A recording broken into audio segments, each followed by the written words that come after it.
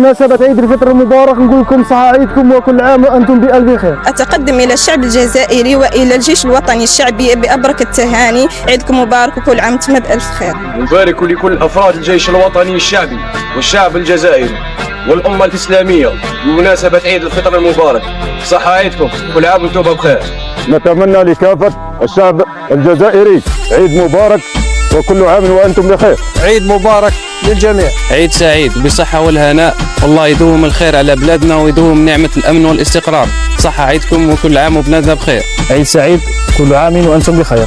صحة عيدكم وربي يعيد علينا وعليكم بالخير والعافية. بمناسبة عيد الفطر المبارك أتقدم بأحر التهاني للشعب الجزائري وأفراد الجيش الوطني الشعبي، كل عام وأنتم بخير. أتقدم بأحر التهاني للشعب الجزائري وكافة أفراد الجيش الوطني الشعبي. بمناسبة عيد الفطر المبارك أتقدم إلى شعبنا الجزائري الأبي بأحر التهاني وأطيب الأماني، راجيا من الله أن يعيده علينا بالخير والبركات. نحن أفراد الجيش الوطني الشعبي سنبقى أوفياء في حماية وطننا الغالي. عيدكم مبارك سعيد وتحيا الجزائر. بمناسبة حلول عيد الفطر المبارك أتقدم إلى الشعب الجزائري والجيش الوطني الشعبي بأحر التهاني والتبريكات، راجيا من الله أن يتقبل منا صالح الأعمال في خدمة وطننا الحبيب. عيدكم مبارك كل عام وأنتم بخير.